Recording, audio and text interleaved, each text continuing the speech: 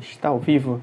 Boa tarde, pessoal. Começando mais um vídeo ao vivo aqui pelo Instagram. Não sei se essa câmera está balançando muito. Aqui é o Dr. Jonathan, cirurgião de cabeça e pescoço. Toda sexta-feira à tarde eu tenho esse costume de entrar ao vivo no Instagram para tirar dúvidas, de vocês que me seguem. Nas terças entro ao vivo pelo YouTube, tirar dúvidas sobre tireoide, sobre os tratamentos, câncer de tireoide, nódulo na tireoide, hipotireoidismo, hipertireoidismo, todos esses problemas.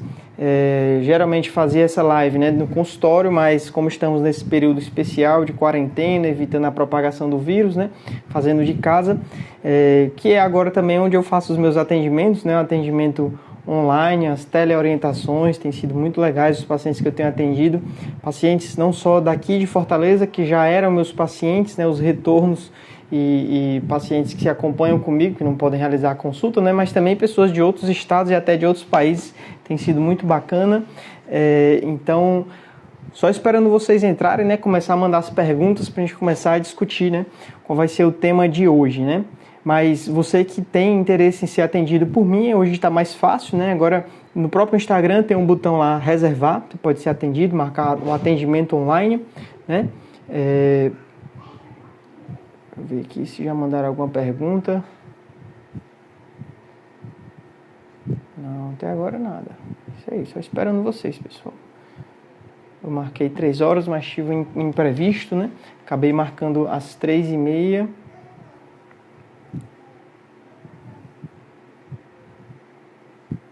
A Leisiane mandou aqui. Boa tarde, uma conhecida fez exames e deu esse resultado, mas ainda não apareceu para mim. Ah, tá aqui, que eu tava meio perdido.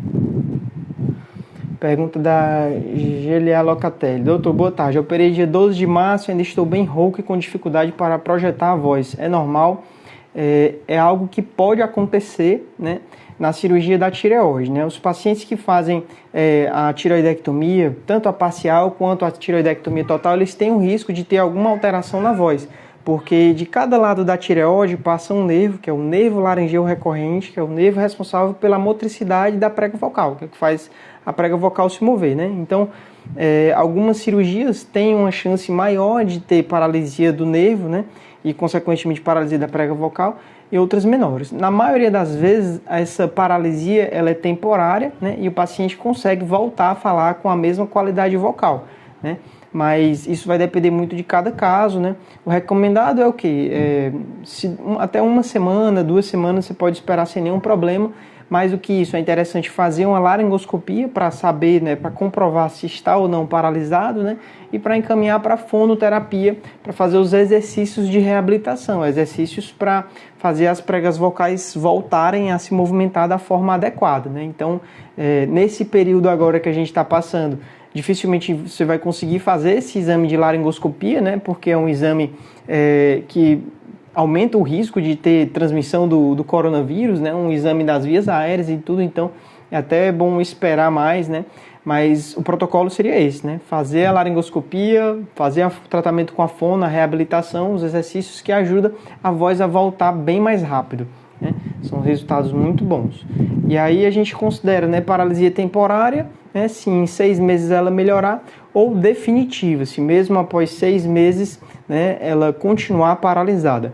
E aí a prega vocal paralisada, ela tem reabilitação, existem formas de você ter uma certa qualidade vocal, Vai depender muito também de cada caso, mas existem tratamentos com cirurgia, tratamentos endoscópicos para fazer a prega vocal ficar no meio, E aí a do outro lado consegue encostar e a pessoa volta a ter qualidade da voz, Deixa eu procurar aqui a próxima pergunta. Eu vou respondendo as perguntas, pessoal, na ordem cronológica, na ordem que vão mandando, Então eu estou aqui na pergunta da Thalita. Doutor, qual a possibilidade da punção de um nódulo pequeno ter resultado errado? Matematicamente, Thalita, a gente não tem assim esse valor, Mas quanto menor o nódulo, mais difícil colocar a agulha dentro do nódulo, Então, na hora da punção da PAF, a PAF ela é guiada por ultrassom, e aí a gente consegue ver o nódulo e consegue colocar a agulha dentro dele. Mas quando o nódulo é muito pequeno, existe uma dificuldade de você coletar células só do nódulo. Pode ser que você colete células ao lado do nódulo, Então acaba que o resultado tem uma chance um pouco maior de ser um falso positivo ou um falso negativo. né? Hoje em dia a gente até evita puncionar nódulos muito pequenos, justamente para não ter resultados indeterminados e você indicar um tratamento desnecessário, né? Então, um nódulo muito pequeno, vem um resultado Bethesda 4, aí a pessoa fica angustiada, um resultado que você não sabe dizer se é câncer ou não, acaba indo para a cirurgia, no final era benigno, né? Fez uma cirurgia para um nódulo benigno, que não ia causar nada, não sei se a câmera está tremendo muito, que esse suporte não está legal, mas é algo que é bom pesar para cada caso, né? Se aquele nódulo ali vai prejudicar ou não, né? A maioria das vezes o melhor é evitar puncionar nódulos muito pequenos, tá certo? Boa tarde, Eliana. Boa tarde, Rose. Vou procurar aqui a próxima pergunta. Pergunta da Leandra. Boa tarde, doutor. Minha alguma pessoa, né? Tá com engasgo na garganta, tem um nódulo na tireoide. Pode ser por conta disso? É uma boa pergunta, né? Boa parte dos casos de nódulo na tireoide, a pessoa descobre esse nódulo na tireoide porque procura o médico, né? Com essas queixas de dor na garganta, dificuldade para engolir, e aí o médico pede um ultrassom, acaba encontrando um nódulo, que nódulo na tireoide é um problema muito comum, mas muitas vezes é um nódulo muito pequeno que não causa sintomas, né? Então, nódulos que são menores do que 3 centímetros, dificilmente eles têm tamanho suficiente para causar uma compressão, né, na faringe, no esôfago, que dificulte a passagem dos alimentos, né? Então, apenas nódulos maiores, nódulos grandes, né, causando efeito de massa, comprimindo realmente pode causar esse sintoma, né? Em alguns casos específicos, um nódulo pequeno pode causar sintomas, que é quando o nódulo é um câncer de tireoide agressivo que está invadindo o nervo, está invadindo o esôfago, mas isso é muito raro, né? Então, na maioria das vezes não causa nenhum sintoma não, só quando o nódulo é grande, tá certo? Precisa investigar, Leandro, outras causas, né, outros problemas como doença do refluxo, às vezes alguma alergia, alguma irritação na garganta ou até alguma infecção. Próxima pergunta da Regiane. Boa tarde, doutor. O TSH do meu marido deu 5,6. Qual procedimento ele tem que fazer agora? Assim, 5,6 é um exame no limite, né? Limite superior. Pode ser só hipotireoidismo subclínico, né? Pode não ser hipotireoidismo, porque se o paciente já tiver sintomas, né, de hipotireoidismo, os hormônios da tireoide, eles são muito relacionados à energia, como se fosse um combustível. Então, se a pessoa tem um cansaço, uma falta de disposição, um excesso de sono, né, um ganho de peso, constipação, intestino preso, a pele ressecada, esses são sinais de hipotireoidismo. Se tem um TSH de 5,6 e já está com esses sintomas, aí a indicação já é de tratar. Mas se não tem nenhum sintoma, você pode, né, num primeiro momento, antes de começar as medicações, tentar aumentar a atividade física, né, tratar um sedentarismo se a pessoa for sedentária, tratar um ganho de peso se a pessoa estiver acima do peso, tentar após 2 meses, 3 meses de atividade física, né, ver se melhora ou não esse TSH, né. Em alguns pacientes que têm um TSH desse 5,6 e já tem os anticorpos positivos, né, indicando que essa pessoa vai ter tireoidite, você pode até já começar o tratamento, né, já que a pessoa mais na frente vai precisar, então você já começa logo, caso ela tenha qualquer indício, né, de ter os sintomas, tá certo? Isso vai depender muito de cada caso, né? Alguns pacientes não tem nenhum problema, não tem nenhuma queixa, então você pode manter, né, sem fazer nenhum tratamento, né? Tá certo? Boa tarde, Ilane. Boa tarde, Marília. Isso aí, a próxima pergunta, Ângela. Boa tarde, doutor. 1 ano e 8 meses, tireoidectomia total, meu TSH alterado muito, abaixa e sobe bruscamente. Eu tirox 175. Casos assim são difíceis de conduzir, né?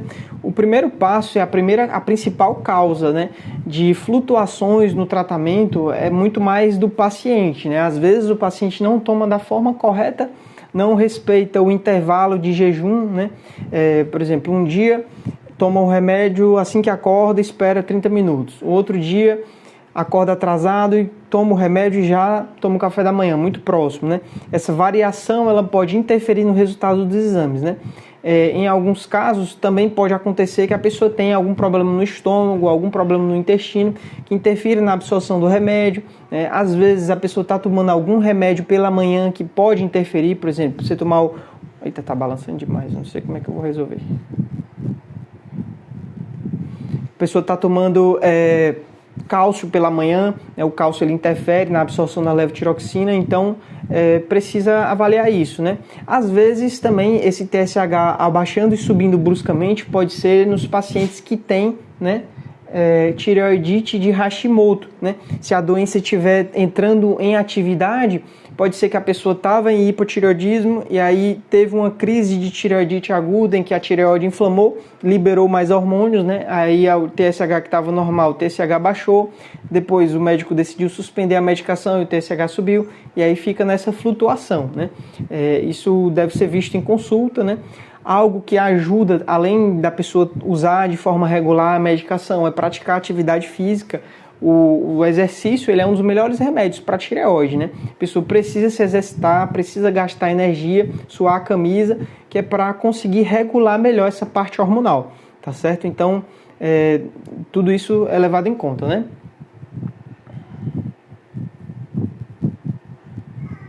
A Juliana fez um comentário aqui interessante, né? Como devemos proceder com a falta de medicamentos para fazer a radioiodoterapia?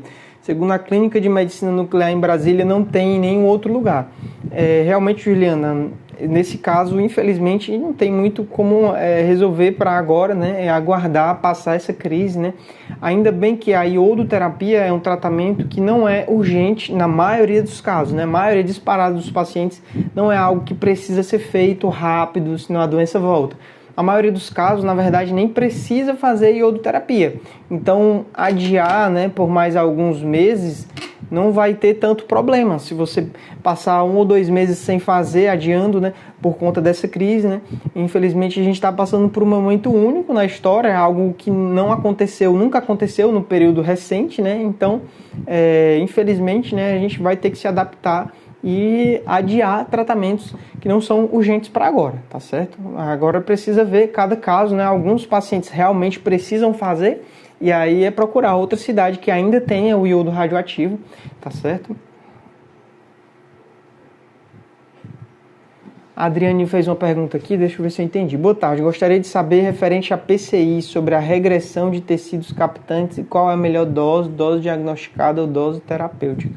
Adriane, essa sua pergunta está muito complexa, né? Pelo que eu entendi, seria como você calcula a dose da iodoterapia, né? Isso vai depender muito de cada caso, da experiência do médico, né? Do risco daquele paciente ter ou não alguma doença residual, né? O ideal é o quê? É que não tenha nenhum tecido captante, né? O cirurgião fazer a cirurgia da forma mais meticulosa possível, retirar boa parte da tireoide, né? Que tirar tudo da tireoide, né? Não deixar nenhum pedaço. Às vezes o cirurgião opera com muita pressa, pode deixar resto tireoidiano no polo superior ou no ligamento de Barry, né? Isso depende da técnica do cirurgião também. Todo cirurgião que trata câncer de tireoide, o ideal é que ele faça a cirurgia removendo todo o tecido tireoidiano, não deixe nada, né? Se for uma total, né? Se for parcial, você vai deixar a metade da tireoide, né? Tá certo? Então, pessoal, tô vendo aqui que já tem muitas dúvidas, né? Para quem está entrando nessa live, eu respondo as perguntas na ordem cronológica. Eu acho que eu ainda estou aqui no começo, né? Não sei se vai dar para responder todo mundo, né? Agora, já falando aqui das orientações, as teleorientações, atendimento por vídeo. Funciona parecido com isso daqui, a diferença é que você fala comigo e é só uma pessoa, né? Então é como se fosse um vídeo ao vivo, mas tirando as dúvidas só de uma pessoa por vez. Tem sido muito útil nos pacientes que eu atendi, tá certo? Já aviso porque eu não sei se vai dar para responder todo mundo, né? Próxima pergunta da Jerusa. Tem um cisto... Opa, deu uma mensagem aqui que a minha bateria está acabando. Tomara que dê para fazer até o final. Eu tenho um cisto, era muito pouco líquido há pouco tempo, aumentou muito, tenho um quadro de rouquidão, falta de ar e tosse seca constante. É assim, cisto na tireoide é uma bola de líquido, né? É um tipo de nódulo que é formado inteiramente por líquido. Ele é benigno na maioria dos casos, né? Muito raro um cisto na tireoide ser câncer, pode ser um nódulo misto que tenha líquido e sólido, a parte sólida pode ser câncer, né? Mas realmente ele pode crescer de uma forma mais rápida, porque ali não tem células se multiplicando, né? Por algum motivo aumentou a produção do líquido e aí o cisto cresce. Casos assim, a punção, a mesma punção que a gente faz para dar o diagnóstico de nódulos, a gente pode esvaziar, né? E em alguns casos dá certo, você punciona, esvazia e alivia esses sintomas e pode evitar uma cirurgia ou pelo menos adiar uma cirurgia, né? Você consegue tratar o cisto só esvaziando. Existem alguns trabalhos mostrando que, falando resultados da alcoolização, é você esvaziar o cisto e injetar álcool, né, para meio que fazer uma ablação, para destruir os tecidos, né, e evitar que o cisto volte. Mas isso é algo que a literatura é muito controversa. Tem trabalhos que mostram que tem bons resultados, tem trabalhos que não mostram esses resultados. Existe também a questão de os pesquisadores que fizeram esse teste e não funcionou, eles não publicaram os resultados, então precisa ser levado em consideração isso também. Além do que a injeção com álcool ela é bem dolorosa. Pelo menos os pacientes que eu atendi que fizeram esse tratamento de ablação, eles se queixaram demais, né? Então, em alguns casos de cistos grandes, mesmo sendo benignos, existe indicação de fazer a cirurgia, né? Já que a cirurgia é o que realmente resolve de uma forma mais segura, né? Evita esse problema, né? Esse desconforto todo. A Angélica fez uma pergunta aqui muito interessante porque é a dúvida de muitos pacientes, né? Esse bicho aqui tá torto. Angélica, boa tarde. Tem um nódulo, já fiz punção e deu benigno. A indicação é fazer o ultrassom de quanto em quanto tempo? É assim, Angélica, isso depende muito de cada caso, né? Hoje, por exemplo, eu atendi uma paciente minha que a gente fez uma punção e o resultado veio Bethesda 2, né? Resultado Bethesda 2 benigno. Só que o nódulo, ele tem 1 centímetro, 1,5 centímetros, e ele é suspeito na imagem do ultrassom, né? Então, é um nódulo suspeito que vem com a punção benigna. Casos assim, a gente vai acompanhar com atenção maior, porque pode ser que essa punção não tenha coletado as células realmente que a gente queria ver, né? Vai ver que funcionou uma área do nódulo que não tinha o câncer e o câncer estava em outra área, né? Às vezes acontece, mas nódulos que são de característica muito benigna, você pode espaçar mais esse acompanhamento, né? Pode fazer, por exemplo, de 6 em 6 meses ou até uma vez por ano. Já, por exemplo, nesse caso, que é um nódulo suspeito, a gente vai fazer de 2 em 2 meses, né? E aí, se realmente ver que o nódulo não está crescendo, não é tão suspeito assim, né? Você pode espaçar mais, tá certo? Então, depende de cada caso, né? Esse de quanto em quanto tempo é algo que é muito do feeling, né? Porque você deve evitar o quê? Você deve evitar, né, ficar com um nódulo que é câncer no pescoço sem saber se realmente é câncer, né? Se ele ficar progredindo, causando consequências, né? Mas ao mesmo tempo você deve evitar o estresse de tratar demais algo que não vai causar prejuízo, né? Nem deixar, nem o excesso, nem de menos, né? Essa pergunta da Leisiane aqui está bem confusa, Leisiane. Eu vou pular a sua pergunta porque não tem muita relação. TSH 003, né, é hipertireoidismo, né? Às vezes precisa ajustar bem a dose da medicação, né, do tratamento. Próxima pergunta da Eliana. Fiz a punção, deu resultado Bethesda 2 e Bethesda 3. Preciso de cirurgia, estou com bastante dor e engasgo bastante. É assim, Eliana, um ponto importante sobre nódulo na tireoide é que precisa, né, realmente ter certeza se isso que você está sentindo é causado pelos nódulos na tireoide ou não. Né? Porque imagine, se você tem outra doença, né, como doença do refluxo, que causa esses sintomas, causa dor e causa engasgo. Aí você faz a cirurgia, depois da cirurgia, como você não tratou o refluxo, você vai continuar sentindo tudo isso e ainda vai ter ganhado uma cicatriz, né? Precisa tratar a doença correta, né? Então o ideal é ver isso realmente com o médico, né? Às vezes o médico olha só os exames, não questiona esses sintomas, então acaba que não trata uma doença que deveria ter sido tratada, né? Como o próprio refluxo, né? Então tem que considerar isso também. Nódulo na tireoide é muito difícil ele doer, né?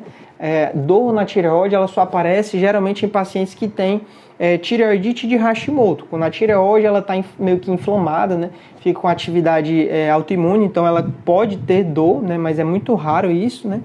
E o engasgo no nódulo só acontece nos casos em que o nódulo é muito grande, causa engasgos, pode causar entalo, né? Tá certo? Então precisa avaliar se isso que você sente realmente é dos nódulos ou não. Se os nódulos forem pequenos, né, e o volume da tireoide estiver normal, dificilmente o que você sente é causado pelos nódulos, tá certo? Vou procurar aqui a próxima pergunta, tá aqui. Pergunta da Alane Alves, pergunta boa. Pós-cirurgia, qual o período para fazer um exame para saber como está a região? É assim, quando a cirurgia é feita por conta de câncer de tireoide, Esse ultrassom, ele deve ser feito dependendo do risco. Se for um câncer muito agressivo, você vê lá na biópsia se é um câncer de alto grau, com extensão extratiroidiana, que veio margens comprometidas, metástases nos linfonodos, você vai fazer um ultrassom de uma forma frequente, porque provavelmente a doença vai voltar. Já nos casos em que era um câncer de baixo grau, né, um microcarcinoma papilífero, um tumorzinho pequeno, todo dentro da tireoide, sem nenhum fator adverso, né, ou mesmo quando não era câncer, né, é benigno, não tem necessidade de fazer um ultrassom da região, né? Você pode só acompanhar com o médico, né, no exame físico, não tem necessidade de fazer esses exames, tá certo? Então o exame é principalmente para detectar, né, recidivas ou metástases, né? Você não faz exame para avaliar a região, você só procura recidivas. Todo exame ele deve ser feito com um objetivo, né? Você tem que fazer o exame já sabendo o que você quer encontrar. Se você faz um exame sem saber o que você está procurando, não tem como o exame ser útil, né? Pergunta da Jerusa, será que ainda vai dar para fazer a punção? Não fiz antes, porque Jerusa tá a pergunta pela metade, eu não estou entendendo tão bem. Eu acho que eu ainda estou nas perguntas lá em cima, ainda falta muita pergunta. A Renata mandou aqui, meu nódulo tem 1 centímetro, Bethesda 3. Então, falar como o Bethesda 3 é um resultado que é indeterminado, né? Então, a classificação de Bethesda é uma classificação um pouco confusa, né? Ela tem 6 resultados, cada um é uma coisa diferente, não é que é gradual, não é que o 1, o 2, o 3, ele vai piorando, né? O Bethesda 3 é um resultado que é provavelmente benigno, mas não tem 100% de certeza. O Bethesda 2 diz que é benigno, né? Então, o Bethesda 3, geralmente, a conduta é o quê? É repetir, né, a punção, né? Em alguns casos, o nódulo Bethesda 3 é um nódulo muito suspeito no ultrassom. E aí, se já era um nódulo muito suspeito no ultrassom e vem um resultado Bethesda 3, pode ser que você nem repita a punção, já vá para a cirurgia, né?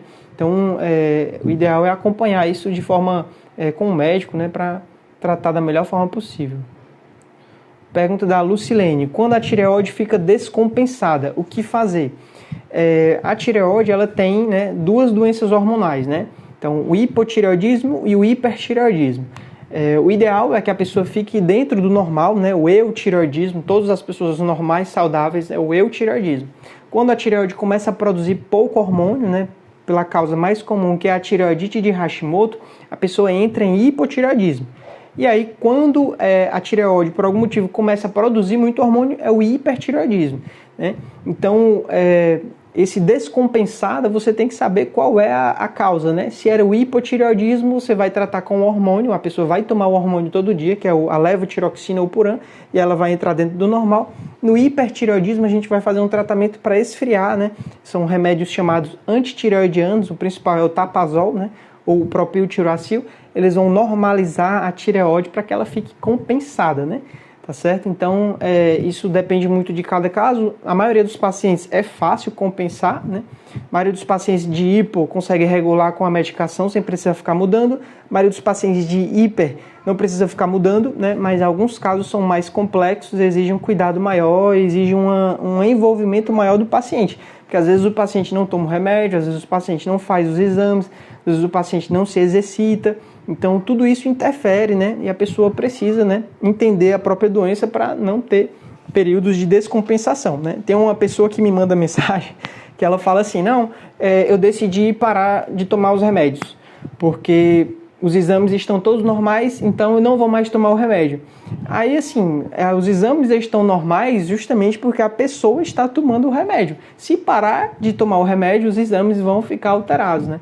Mas é importante que o paciente entenda a própria doença, né? Que infelizmente às vezes a pessoa não tem interesse em conhecer o problema e acaba tendo as sequelas do problema quando não trata da forma correta. Outro problema que eu costumo ver também é pessoas que têm doença da tireoide, mas têm também outras doenças, como fibromialgia, como um transtorno de ansiedade, né? um transtorno bipolar. E a pessoa não trata esses outros problemas e acaba que ela só vê a tireoide como a causa dos problemas, mas muitas vezes tem que tratar essas outras doenças, porque senão vai ter uma qualidade de vida muito ruim, né? Pessoal, deixa eu ver aqui, ainda tem muitas perguntas, mas já está com meia hora de live e meu celular está descarregando. Então eu vou sortear aqui uma pergunta lá de baixo.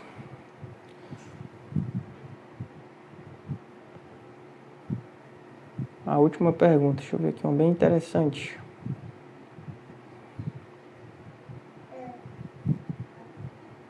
Pergunta da Sandra. Doutor, boa tarde. Após a tireoidectomia, o resultado deu carcinoma papilífero, mas a médica disse que era agressivo. É assim, a principal informação que a gente tem sobre o câncer, né, do paciente, o carcinoma papilífero, vem nessa biópsia após a cirurgia, né? Então, todo paciente que opera, toda cirurgia com intuito de câncer, o material ele sempre vai para a biópsia, né?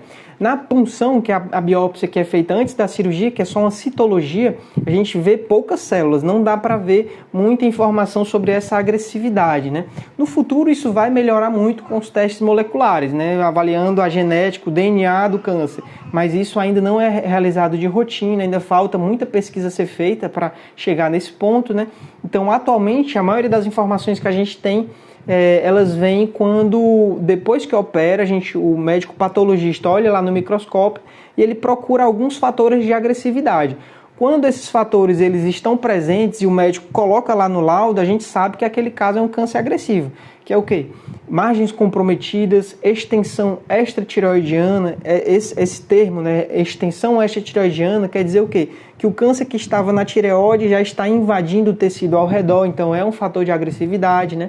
Outro termo que tem lá, invasão angiolinfática, quer dizer que o tumor estava invadindo vasos e vasos linfáticos dentro da tireoide, o que aumenta a chance dele ter metástase, invasão perineural, invasão de nervos, né? Então, esses são alguns dos fatores de agressividade que, quando eles são positivos, a gente sabe que aquele câncer pode realmente, né, ter uma tendência maior a ter recidivas. E aí precisa ser tratado de uma forma mais agressiva, às vezes fazer iodoterapia, ter um acompanhamento de perto, né, fazer exames muito próximos, porque se tiver uma chance grande de voltar, esse paciente vai ter que fazer, né, uma cirurgia no futuro, né, vai precisar fazer um esvaziamento se a doença voltar. Beleza, pessoal? Então, por hoje é só, que a minha bateria aqui está em 5%. Então, terça-feira tem live no YouTube, né, respondendo dúvidas. Semana que vem, na sexta-feira, não vai ter live, porque é Semana Santa, né? Apesar de estar todo mundo de quarentena em casa, né? Então, em casa eu estou trabalhando, então para mim vai ser feriado, não vai ter live, tá certo? Hoje tem vídeo novo no canal do YouTube. Eu acho que é tireoide e gravidez, são uma série de vídeos que eu gravei, né, vídeos bem bacanas em relação dos problemas da tireoide com a gravidez e com fertilidade, então vale a pena conferir, né? Ontem eu postei um texto que eu havia escrito para o meu blog, né? No meu site doutortireoide.com/blog tem dezenas de textos sobre esses problemas da tireoide e eu agora estou colocando eles no Instagram, né, para que as pessoas conheçam esse material que eu havia feito, né? E ontem foi bem bacana porque os comentários no texto eles são mais legais até que o próprio texto, né?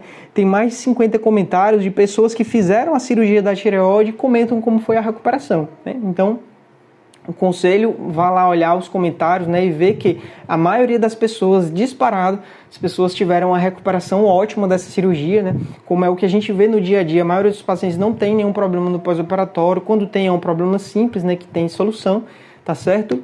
Então, é isso. Interromper por aqui, né, os pacientes que têm interesse, atendimento comigo, né, atendimento online, agora é possível, é só acessar lá no meu Instagram, tem lá muita informação, né. Agora é fácil me encontrar, beleza? E é isso. Infelizmente não deu para responder todo mundo, né? Mas fica aí a dica, né? Terça-feira tem outra live.